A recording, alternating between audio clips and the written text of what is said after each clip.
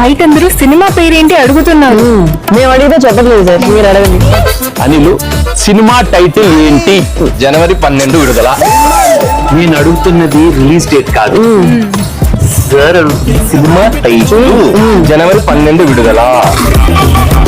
ఇదో ప్రేమగా అడుగుతున్నావు. సినిమా టైటిల్ ఏంటి? హీరోలు, హీరోయిన్లు. జనవరి 12 విడుదల.